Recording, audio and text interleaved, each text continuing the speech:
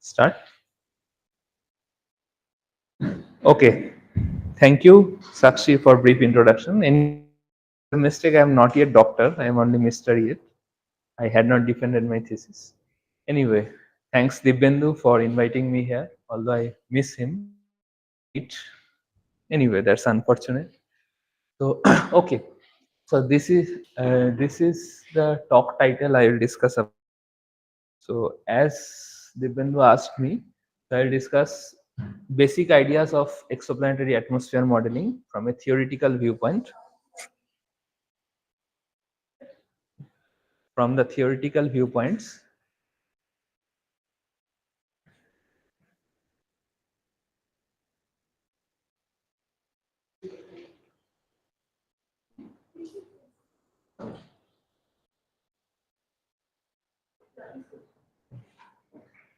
okay. So today I will discuss.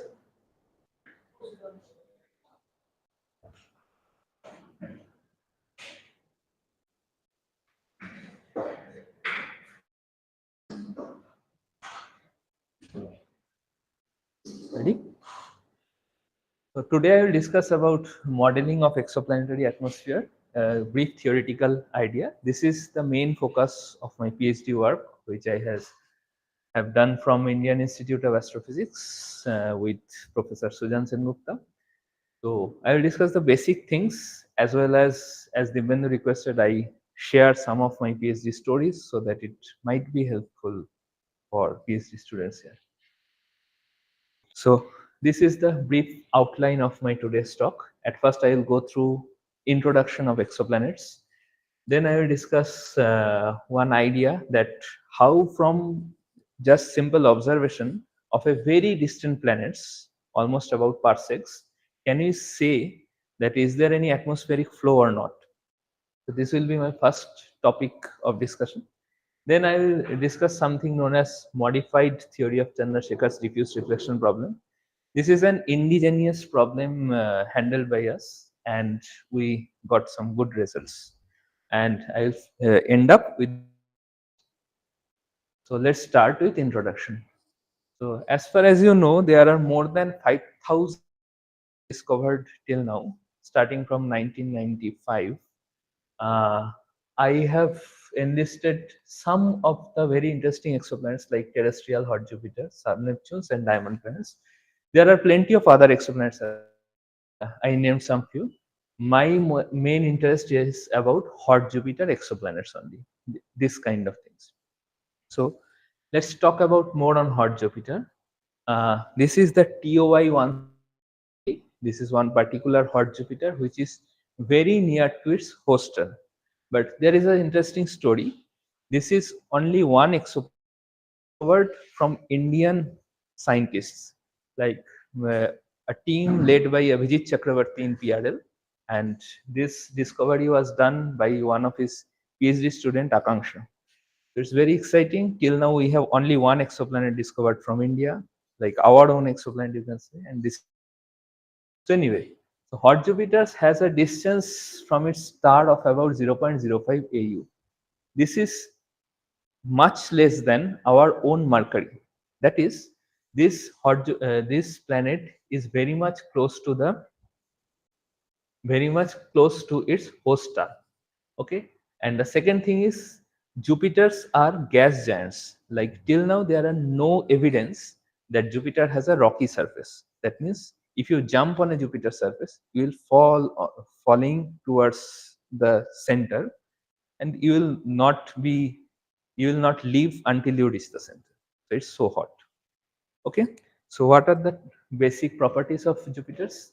They are gravitationally locked to. So what does it mean by gravitational lock? Okay, so I want this interactive session. So if anyone have any doubts, just stop me and ask questions. Okay. So what does it gravitationally locked means? So a famous example is Earth and Moon system. Why? Because we always see one surface of the moon, and moon's rotation period is simply same with its orbital period. That means Moon's one surface is always face to the earth and other surface is fully dark. Same thing goes for this type of hot Jupiters. One surface of these Jupiters always face the and other surface is always a permanent night, you can see. What does it mean?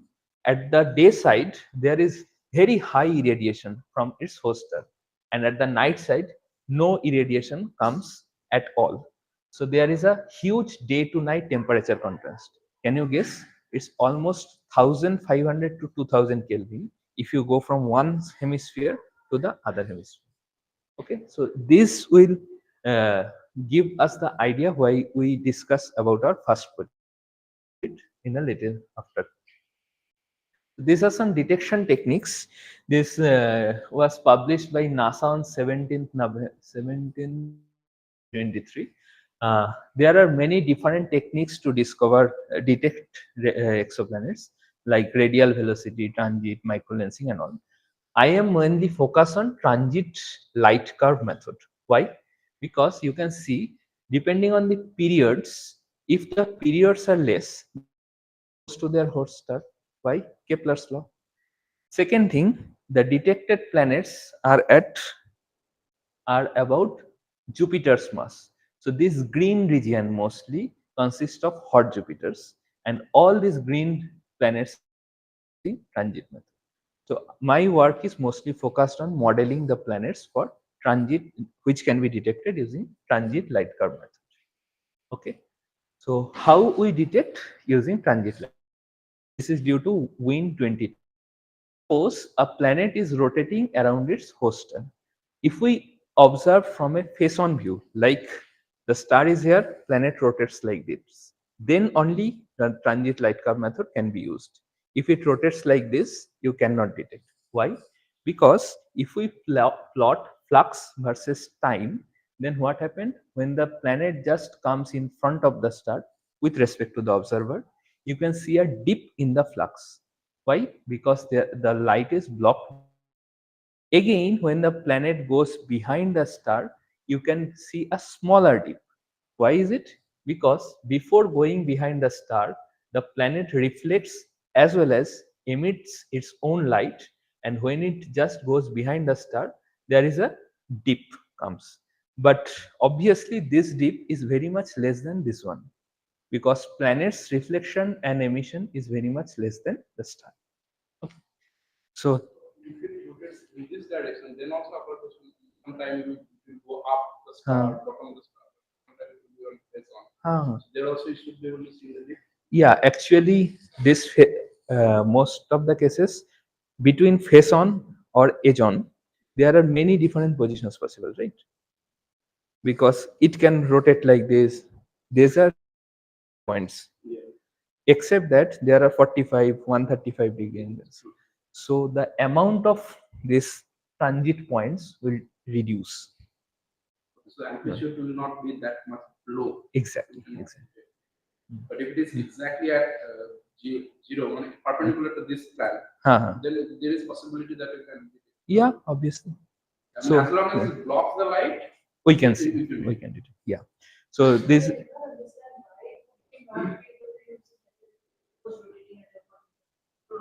no, no, we can. The probability decreases. The deep will be less. So light curve is constant light curve, and then the deep. The deep will be less. Understand? So this is a of research is going on there. The probability. Sorry. Okay. So suppose star is like this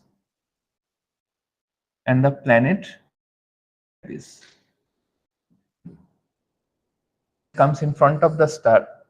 It goes from here to there. So at this point, you will get a dip. Okay. Now, if it goes like this,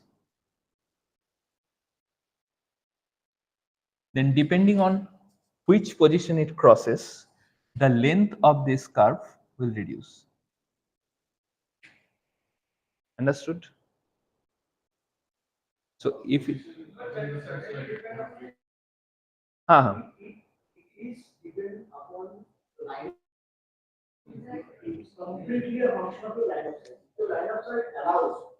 In any angle you can observe because line of the ecliptic plane of the planet is then we basically can. the line of sight and the ecliptic plane. Based on that, it's hospital. Yeah.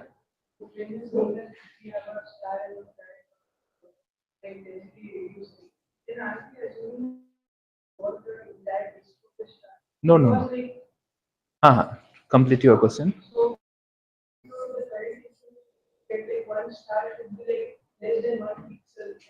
Uh-huh.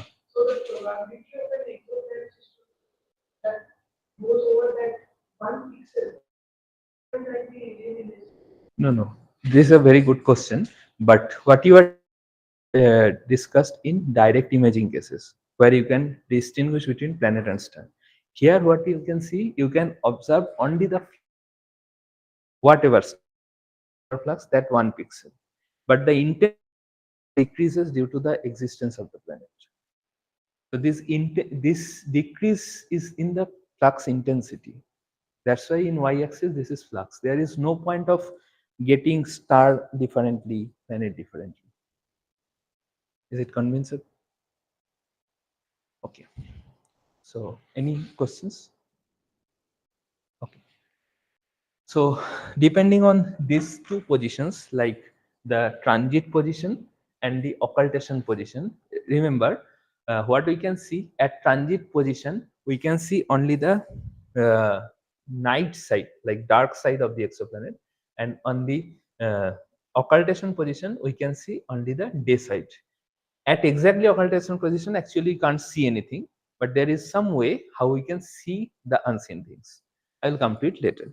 So depending on these two positions, sorry, there are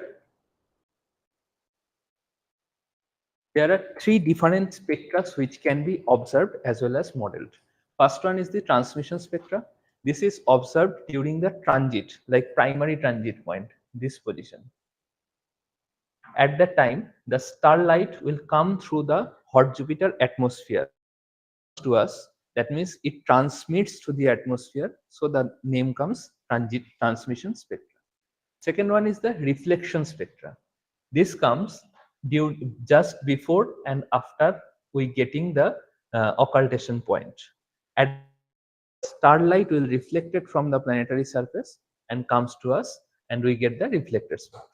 The same way, the exoplanet's own emission, which can, remember here, own emission means day side emission, not night side. Okay, own emission comes from at the occultation position.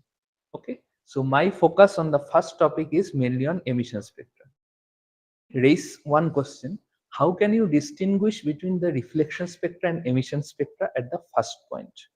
Okay, so there is a thumb rule that reflection spectra mostly comes in visible range, like for G-type stars, and emission spectra mostly comes for infrared range, like for Jupiter or hot Jupiter cases. But is there no matching or no overlap? I'll come to it in my next project. Okay, so let's discuss emission spectra, two different things. So how to extract the spectra? See, there is a trick. When the planet just goes behind the star, before going behind the star, the light curve gives the star flux plus planetary flux. But when the planet just goes behind the star, we can see only the star flux. Now, if we subtract this part from this part, what we'll get? The planetary flux. So this is the way people extract the secondary eclipse or occultation position spectra. This is purely using photometry till now, but in JWST maybe they will use spectroscopy. Anyway, so this is the basic idea. Now something about emission spectra. For hot Jupiters, their temperature range is typically 1000 to 2500 Kelvin, and mostly their black body peak goes to infrared. The planetary flux ratio for modeling purpose is defined radius ratio square. Why? Because of the area what we see, the projected area. and the flux ratio, planetary flux and star flux. From this equation, we will enter in the theoretical view. Why? Because this radius is fixed, which can be observed radiuses, but the flux using the radiative transfer modeling theory. Significant differences that we can observe some properties the transmission spectrum and some with emissions. Just both will kind of give an idea of their Very good, very good. So idea is that, see, when we see the transmission spectra, whatever things we get is the upper atmospheric features first. Second one is the there is a permanent day side and permanent night side. Then where the day and night meets, that region is known as terminator region. So transmission spectra mainly consist of the information of the terminator regions. Okay, some people study habitability in this terminator region. So whatever properties we get from transmission spectra is the upper atmospheric region property, night side of this atmosphere. But emission and reflection spectra, we get the day side informations. So they are like complementary to each other. And finally, reflection and transmission both region, how much optical depth the starlight can penetrate. But only this emission spectra consist of the deep down properties goes from inside the planet. Like I think this is sun, like how much light comes from which. Although I'm not master in that, but still for an analogy. Okay. So okay. So next is how to model the planetary flux. So this is known as approximation for radiative transfer modeling. What does it say? See, for Earth's atmosphere, there are atmospheric curvatures, correct? But in modeling of exoplanetary atmosphere, we assume that there is no curvature in the planetary atmosphere. They are almost straight line or parallel to each other. What is the benefit of it? The benefit is that wherever the light goes, this is the light's going radiation's direction, that is ds vector. We can take a projection of this ds vector along its area vector. Sorry. So that whatever we do, we can calculate it in scalar radiative transfer equation. So it becomes very much easier than modeling a 3. Okay. So this is known as plane parallel approximation. This mu consists of cos theta, that is the direction cosine of the radiation going, and this equation is the general radiation where I represents the specific intensity which does not vary with distance. Xi source function which varies depending on our modeling technique. So the and d tau is the optical depth, how much the light can penetrate. Okay. So this Xi is the most important part of our work or any radiative transfer solutions. I will come to it later. So this is the first approximation. Okay, so these are our basic assumptions and approximation for the whole work. First one is plane parallel approximation, which says there is no sphericity in layers. Eddington approximation, it gives a closure relation between all the moments of cells. Third one is the local thermodynamic condition. I think you people know that it ensures that the source function is equal locally, not globally. Next is hydrostatic equilibrium condition. That is the pressure gradient is balanced by the gravitational force, gravitational acceleration. Next is radiative equilibrium condition. Some kind of energy that is from any layer, whatever radiation comes, that much radiation will go. Nothing is generated, none is absorbed. If absorbed, then it will be emit in some other way, but no energy is lost, no energy is gained. So that's it. These are all our questions which we will use for our further studies. Okay, so let's discuss about our first one. So what does it mean? Suppose we have some spectra of some particular hot Jupiters. Just by observing as well as modeling those emission spectra, can we say atmospheric flow in that hot Jupiter or not? Is there any possible way? Yeah, there is some possible ways. So the basic idea I want is very involved calculations. I'll know not getting into that. Just take the basic idea. See, if we observe the day side atmosphere, now the day side atmospheric temperature is very much higher than night side. So there is a temperature gradient. Now what ideal gas law says? If there is temperature gradient, we will get pressure gradient. If there is pressure gradient, then obviously some atmosphere will flow from day to night. And this day to night circulation will reduce the heat and increase the heat on the night side. If it happens, then higher the atmospheric circulation, more heat will transfer from day to night side. Okay. If it happens, more the heat transfer from day to night side, less amount of heat will emit through the day side to emission spectrum. So basically, more the heat circulation, less magnitude of emission will come to. So this is the basic idea. The methodology radiative transfer is to establish a working relation between them. And for numerical simulation, we use discrete space theory formalism. I think one modified part of discrete space theory is known as Pauli method, which is used by solar physicists in polarization studies. Okay, anyway. So this is the first time we use discrete space theory method for planetary atmosphere modeling. So this here the total secondary eclipse flux known as F full obviously consists of two particular parts. First one includes the internal flux of the planet, and the second one includes the radiation comes from its host star. The radiation comes from its host star can be represented by EQ0. What does it mean? Equilibrium flux at zero albedo. Zero albedo means no reflection. Okay. So this is fixed for a particular host star and at a particular distance from the star planet. F internal is also fixed for a particular planet. So if we fix the whole system and composition which ensures the AB, the bond albedo, then the parameters which can vary are the F effective and small f. Now what F effective represents? It represents how much heat is absorbed in which atmospheric layers. If it varies, then the F effective will also vary in terms of gamma. And the second parameter is the small f, which is our interest.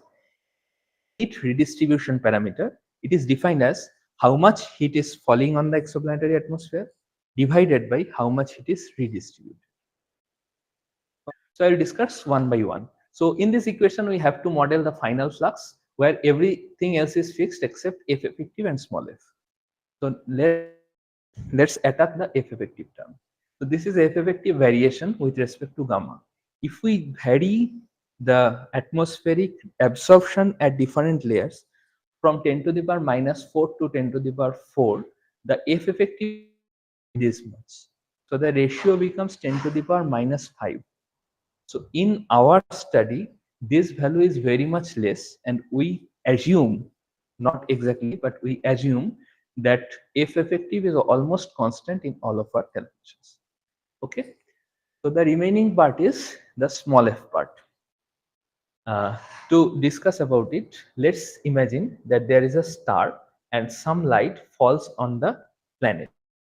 Now, if the planetary radius is Rp and the light comes as a collimated beam, this collimated beam approximation is known as isotropic approximation. Collimated beam, then it will come through a disk of radius Rp. So the area of irradiation will be pi Rp square. Now, if the heat will redistributed in all of the atmosphere, then how much area is covered by the redistribution? 4 pi Rp square. Simple. So for full redistribution, the ratio will be pi Rp square by 4 pi Rp square. It comes 1/4. Second one is semi. It gives that if the heat will be redistributed only in the day side part, that is half hemisphere, then it will obviously be 2 pi Rp square, it becomes half. And finally, for no redistribution case, F will become 2/3. It cannot be shown simply because it includes some involved calculations. So let's take my words for it. You can see difference for further in no redistribution. Okay, nothing is redistributed. Basically, there is no time for redistribution. Just fall and reflects back.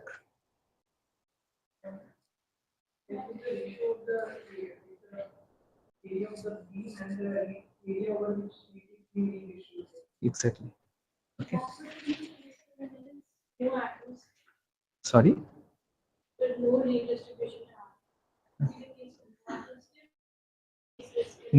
No atmosphere is the ideal case. Like for rocky surfaces, there or the icy surfaces, the albedo is so high that that but for hot Jupiter case, for some particular composition in atmosphere, there might be some situation where redistributing the radiation time scale is so short that it will just reflect.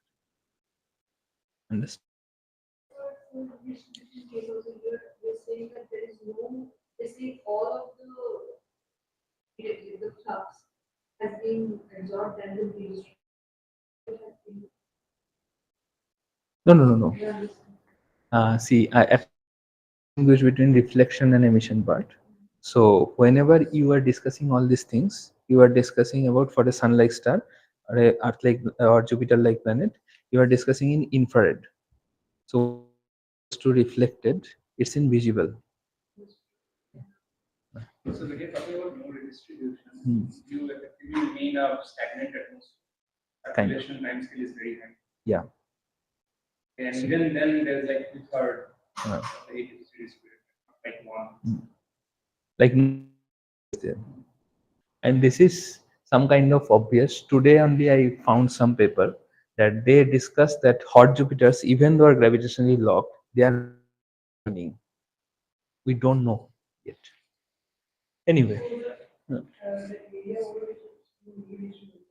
But still the flux which is coming out from the reflection, Mhm. that should be constant because the planet has evolved over so many millions of years. So Yeah, definitely. But that's the case for reflection spectra. We are talking here about emission spectra. So difference. Anyway. Okay, so these are some results which we obtained. So to characterize one particular exoplanetary atmosphere, it is compulsory to find their temperature pressure profile and chemical composition. Now what is temperature pressure profile? Depending on height, the pressure always decreases. Whatever things is that in Earth or any hot Jupiter or any sub-Neptune planets. Now, depending on that pressure change, that how the temperature changes. This is the idea of a temperature pressure profile. So whenever you say someone about some exoplanet, people immediately ask what is its temperature structure. Depending on that, otherwise they reject it. Okay, here. So this is a very basic property of a temperature pressure profile. Basic property of atmosphere, and this temperature derived from the emission spectrum. Okay, now for three particular redistribution cases, I have simulated this temperature pressure profiles where you can see for full redistribution, this temperature pressure profile goes like this. Why? What is the difference between semi and no redistribution cases? The first important difference is there is a thermal inversion. What does it? The pressure decreases with the height with the in the y, but in the this thermal inversion region, when the pressure decreases, the temperature. So this is some kind of going opposite to ideal gas law. This is some kind of anomaly. This is that's why this known as thermal inversion region. The thermal inversion region is very much important thing in exoplanetary study, and it can happen in many different cases. Like for our case, depending on less amount of redistribution, there are thermal inversion. Where chemistry people said that due to different chemical compositions in here, the absorbent are at the upper atmosphere, and thus the temperature increases. Whatever is the things people are most in those exoplanetary atmosphere where the thermal inversion happens. Remember, Earth atmosphere also has a thermal inversion due to titanium oxide and vanadium oxides. Okay, so we showed that for full redistribution case, no thermal inversion can be seen. For semi and no redistribution cases, there are a amount of thermal inversion. Also, to observe at a particular atmospheric layer or a particular pressure level, the temperature increases depending on the redistribution factor. So decreasing redistribution increase the temperature on a particular atmosphere. Is being calculated. How the temperature. Like how I calculated. Okay, I discussed some basic assumptions, right, at the early stage. Using those, there are some numerical simulations, and this is like little involved, and I cannot tell it. We can discuss it. Okay, so once these temperature pressure profiles are calculated, relative way, that's much I can say, and we can get the emission spectra, which can be matched with the observed data. And here also you can see more amount of redistribution, less amount of flux will come, and less amount of redistribution, more amount of flux. Negative correlation basically. Okay, so this part is published recently, and here I took the general case where I remove the isotropic approximation case, that the flux from the host star is not further coming in a collimated way. It can come from any other way. And in that case, f can vary from 0.1 to 0.9. And in this case also, you can see the same interpretation goes. Okay, so our models are verified with some benchmark models known as Petit-Red or Exotransmit, as well as it is verified with some detected planetary data points. So these are benchmark. You can see this paper for reference. And finally, we predict for a particular hot Jupiter planet how much heat redistribution is there. The planet's name is XO1b. This was first detected by Machalek et al. And he got the data using HST IRAC, and fortunately they got only 4 data points. And after 2009, there are no further observations of this particular exoplanet. So we are limited by that, but still we are little successful on this. We use our full redistribution, semi redistribution, no redistribution models, and finally particular temperature pressure profile for which the emission spectra observed data. Okay, so this data, this matching tells us that for this particular hot Jupiter planet, there might be some huge amount of redistribution of. Yeah, this one. So in theoretical modeling, there nothing comes as noise. This comes due to different amount of atmospheric compositions, their abundances and all.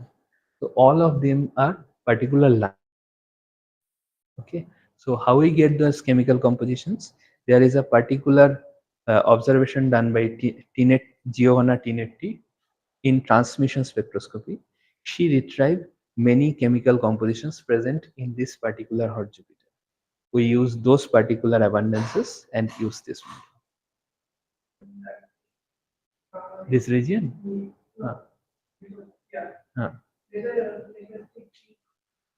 This one? This one? This comes, I think, due to H2O molecule. I'm not quite sure. No. We all are waiting. That's why we all are waiting for JWST. All of these answers will come. Anyway,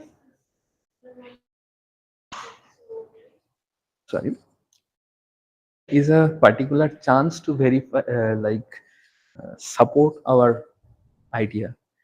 When we are working on this, the same Tinetti used transmission spectroscopy and told that there might be some heat redistribution, but they cannot sure about it.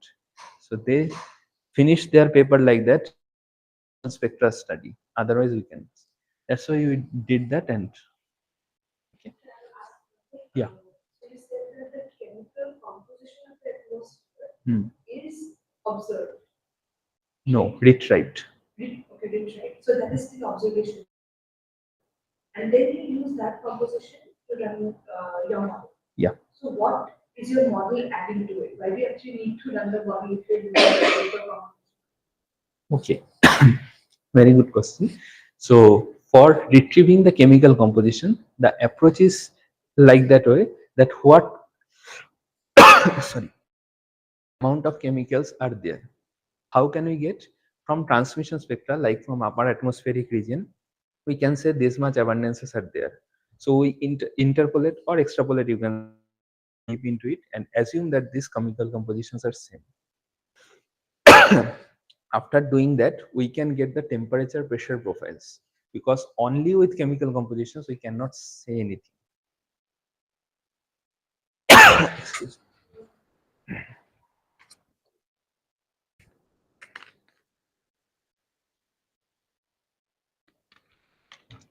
Yeah. And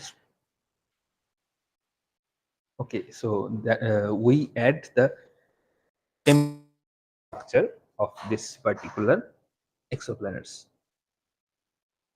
It varies with the pressure.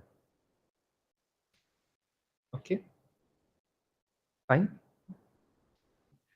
So Just when you use your model, is it a low resolution or high resolution? this one is for low resolution.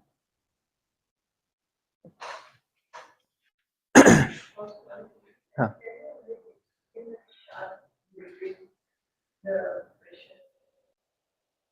There. Okay. At, at this 10 to the power minus 3 range, the atmospheric so less, thickness means directly, density is so less that the heat changing, or the, how can I say, that the temperature change with pressure is very much less. The chemical composition and the irradiation comes from the, at that level, at that so much less density, is redistribution is there or not does not matter. Suppose there is a very huge number of cricket balls. It goes from here, you can see the change. Now suppose cricket ball, it goes from here to there. You cannot even find is there, it goes there or not. Understood my point? Is like we cannot eventually tell the everything about that. These are limited by observations.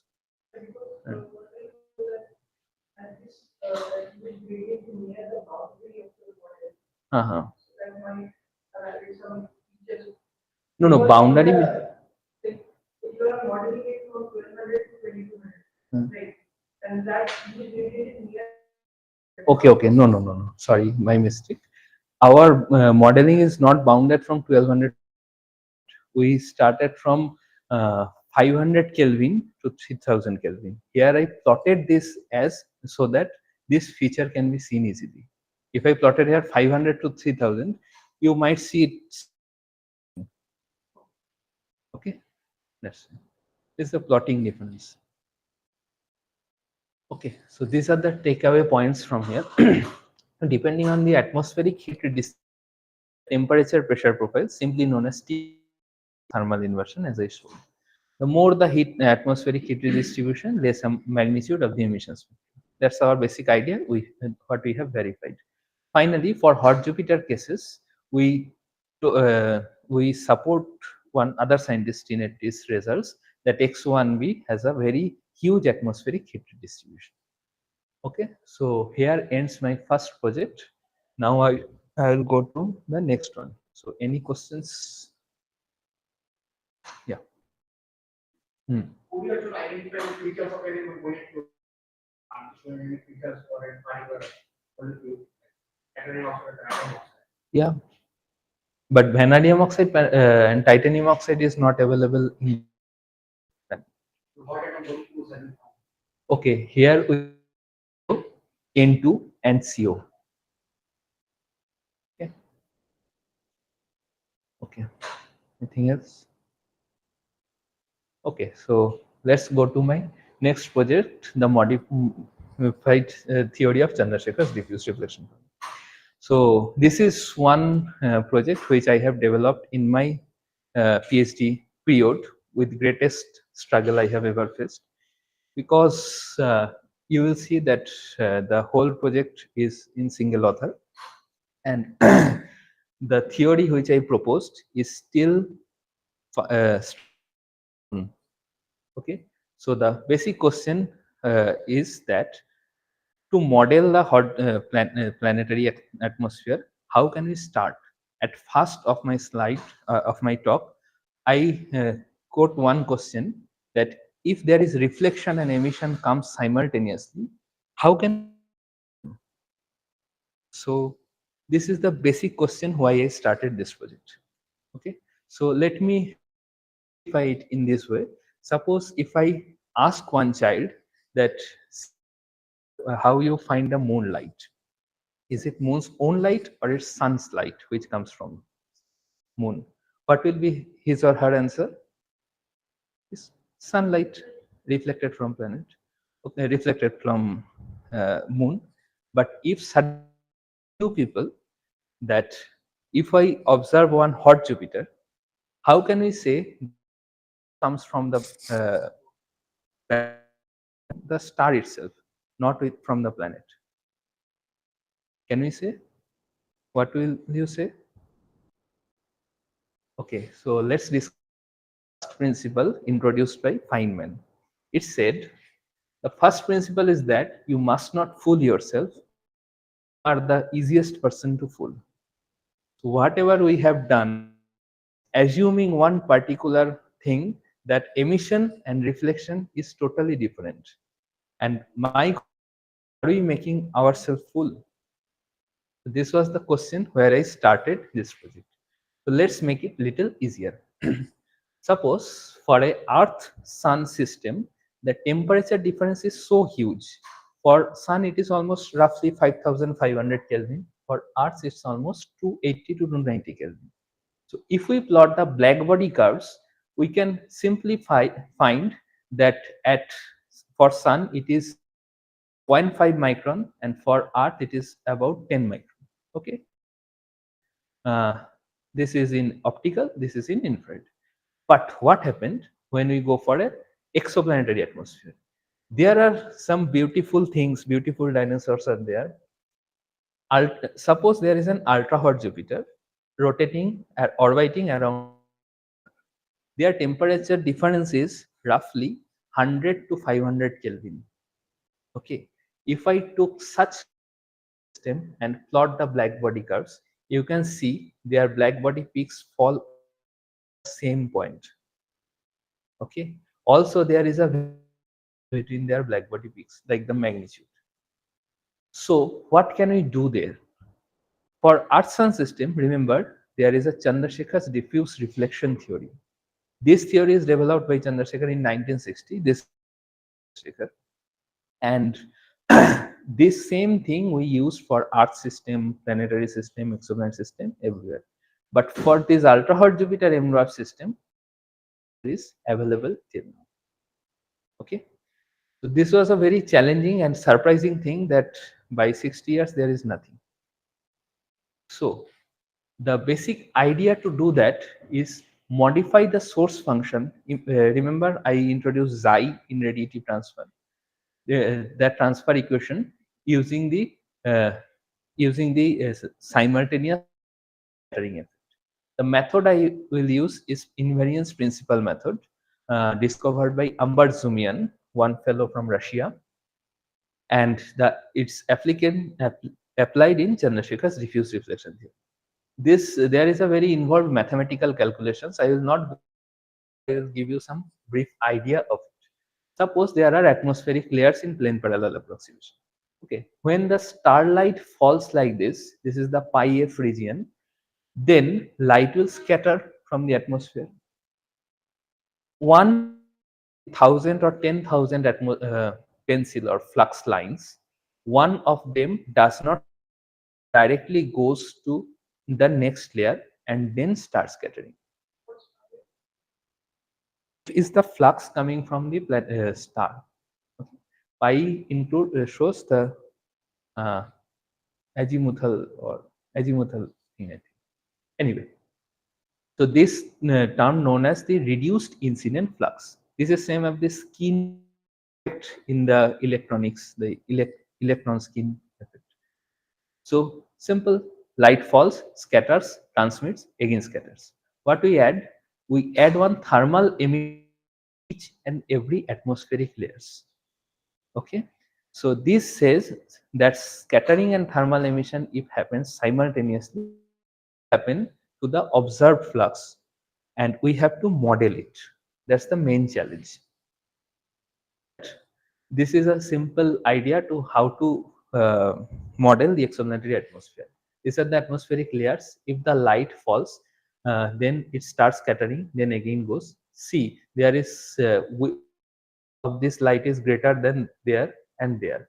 Why? Because after scattering and absorption, the magnitude of the light, and after certain depth, it is absorbed. What we have done is we add one black body emission effect, and obviously it is isotropic emission. Okay. So what is gives, to go details into it, we introduce scattering function.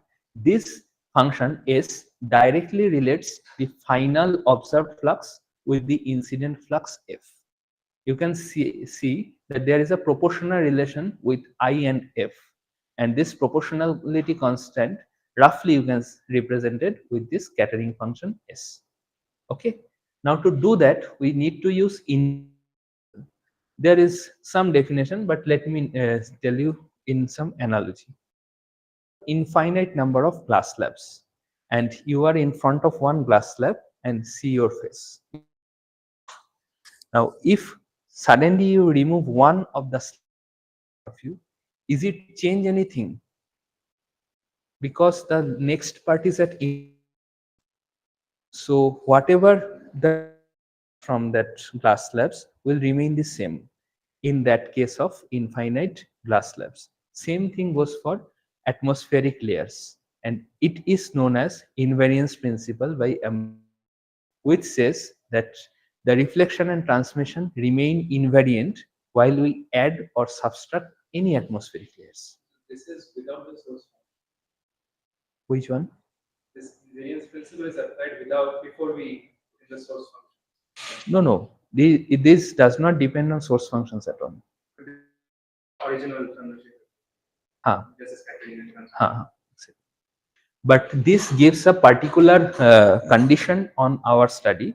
This demands a translational invariance. Yes.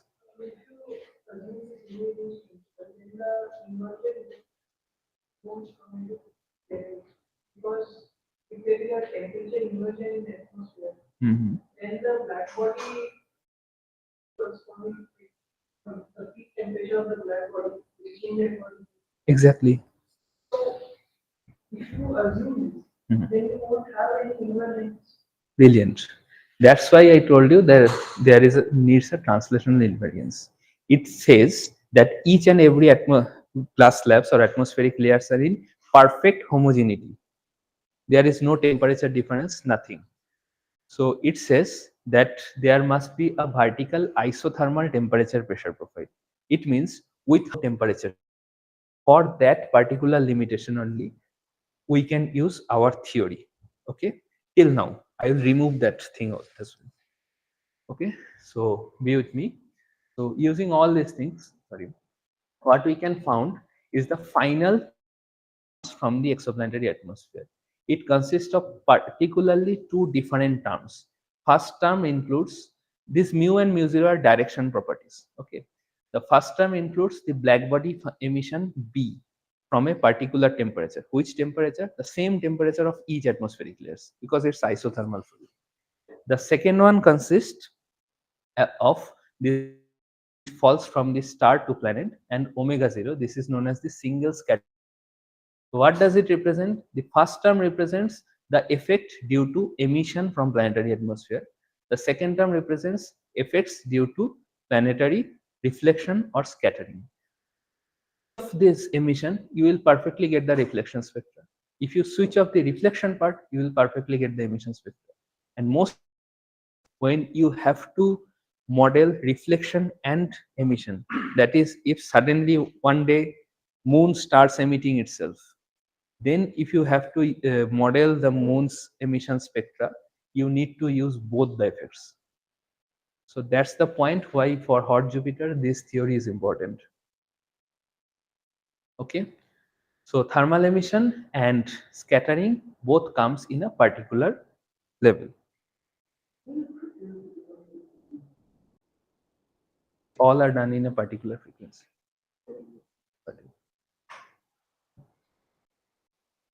So this is the pictorial view.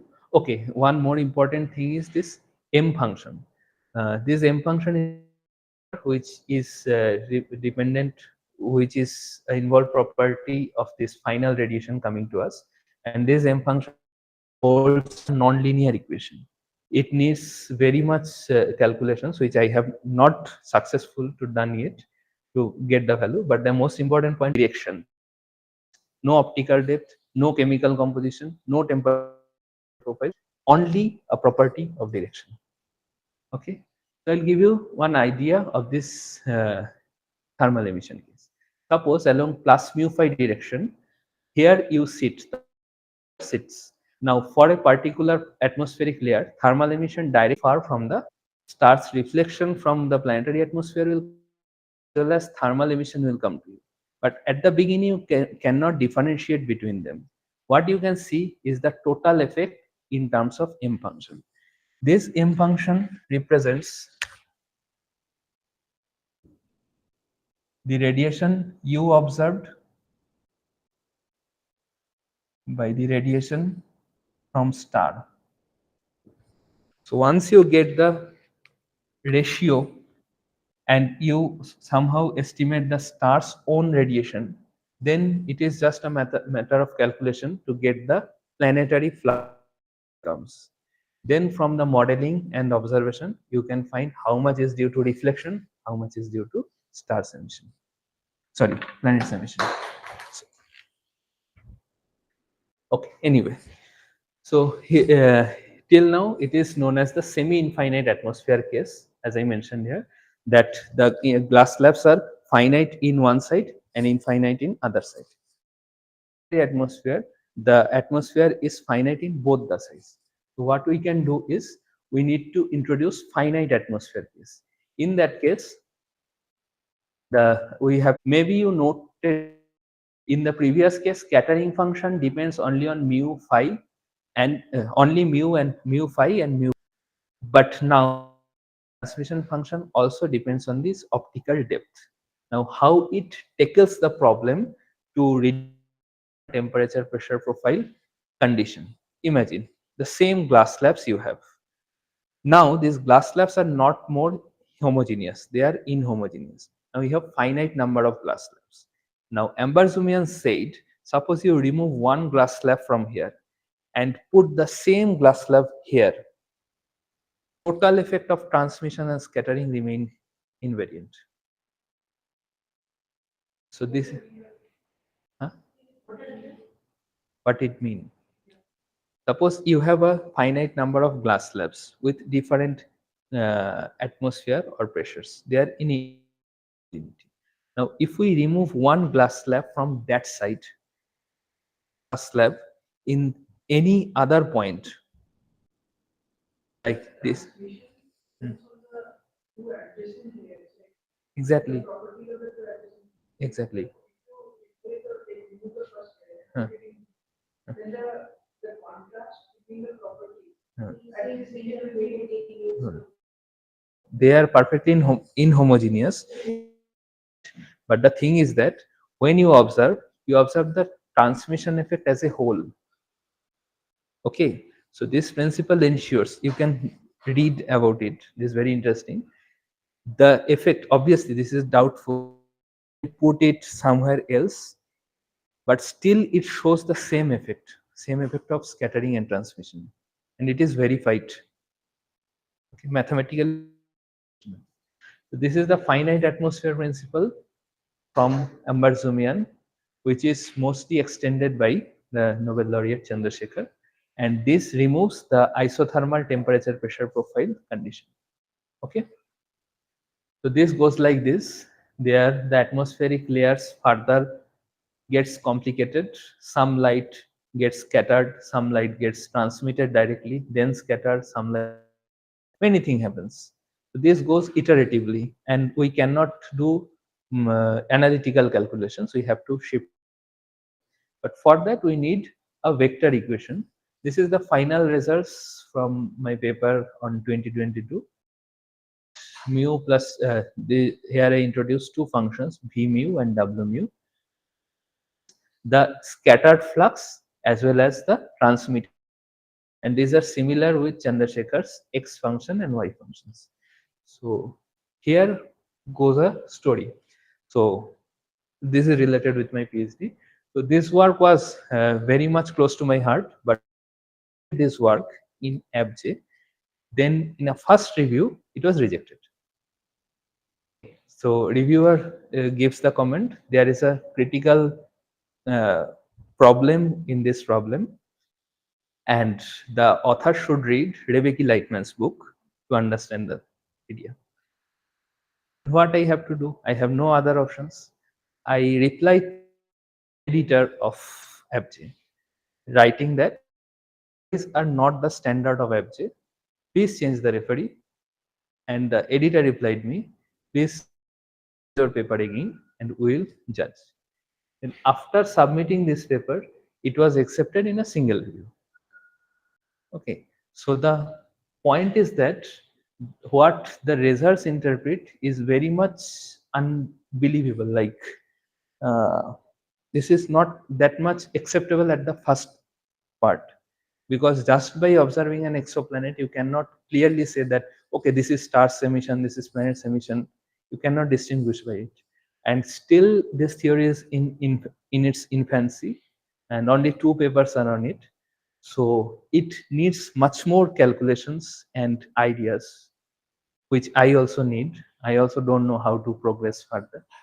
So anyway, the idea is that when the star is in front of a planetary atmosphere, then if the scattering only happens there, two famous functions, X and Y function, discovered by Chandrasekhar, and this theoretical idea was given by Van de Hulst. It says, suppose observer is here, that is observer looks at the reflection and emission spectroscopy, then what he will observe? Only the X function, nothing else. And when the observer looks from a transmission spectroscopical view, they will observe only the Y function, nothing else. But this is the case for only scattering. What we have done is we add simply a thermal emission part, and for the scattering function as well as transmission function. Okay, and we observed only V function and W function. Remember, this V function will reduce to the M function, which I introduced earlier, go from finite to semi-infinite atmospheres. Okay. So finally, there is a beautiful rules of transformation. It says, suppose here is a star and a planet rotates. Now, I am analogically telling, if the planet is there, you can see the transmission spectra of it, right? I can see the reflection spectra of it. If we both change the positions, then the total property of observation, the final observation, the complementary parts which we added, that cannot change. Understood? Like if you see the transmitted part, if I see the reflected part, then this W and V functions, they are interchangeable if the observers changes their positions. And this can be mathematically connected by this simple exponential law. Okay, at first it is very much like surprising, but it happens. No, suppose light comes from here, reflects from there, and goes to him. If we change the source from here to there and sit him here, then the same light will reflect from here and goes to them. This is the reciprocity principle of Helmholtz. Goes from one position to another. So this holds still here. Yeah.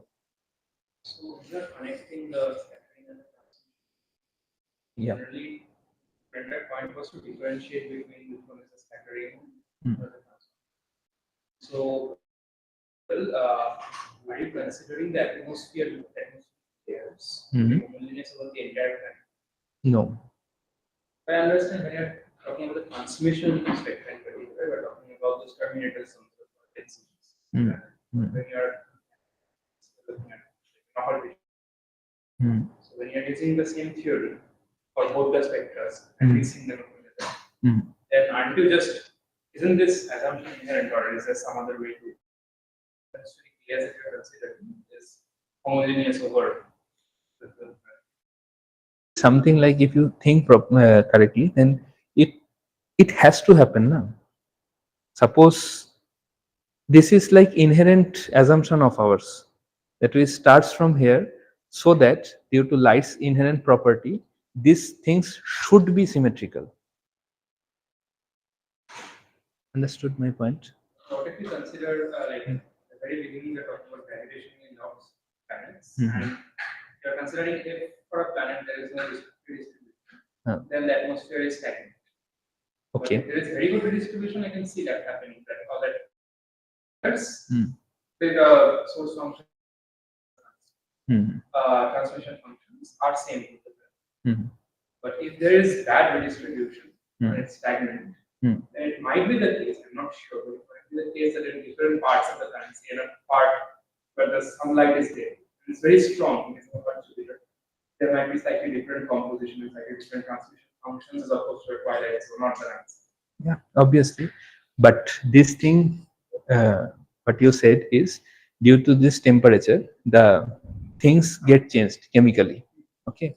Now, whenever we observe or talk about or modeling something, we are still in equilibrium chemistry situation, where for a long range of time, the chemical is the same. In that case, okay.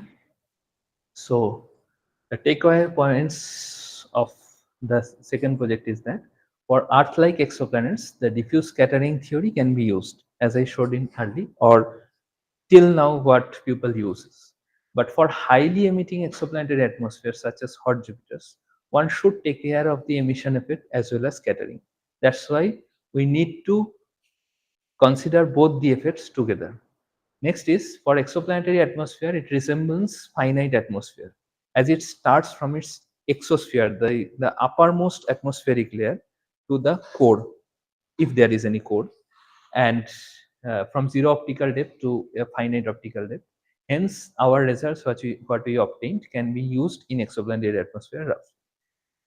But here is a catch, like we need to develop this further to directly use them for numerical simulations, code development. What I have shown is for two particular atmospheric layers. If we go further, we need iterative processes, further things like chemical composition changes, non-linear, non-equilibrium chemistry things, non-linear temperature pressure profiles, all those things. But by that, we can at least say that so this is the final conclusion what I have discussed already. So we can at least say for Earth Sun system this theory is okay till now, but for ultra hot Jupiter M-Dot star systems where the heating emission from emission and scattering both comes in an equal footing, then we need to modify the theory of diffuse reflection, and we have to use the theory what I have discussed. So these all are my references, and finally, to develop this study further, I need theoretical, analytical, numerical, observational, and chemical compositional, many things which needs some collaboration because I am not expert in all those things. Maybe I am expert in all this theoretical part. Anyway, so I need some collaborations. I started something also. So if any of you get little bit of interest or any questions further, you can directly contact or shoot me a mail in this contact details. And I will be happy to discuss about it, talk about it, and if possible, work. Thank you.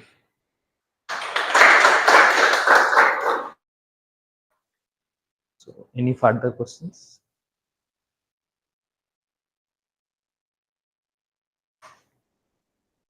We are interrupted so many times, I don't think they have any questions. Thank you.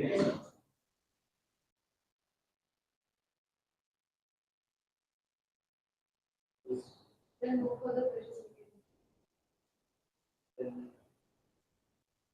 Okay. Thank you again. Contact you directly if they have any questions. Yeah, definitely. So we have tea for everyone in the corridor. Please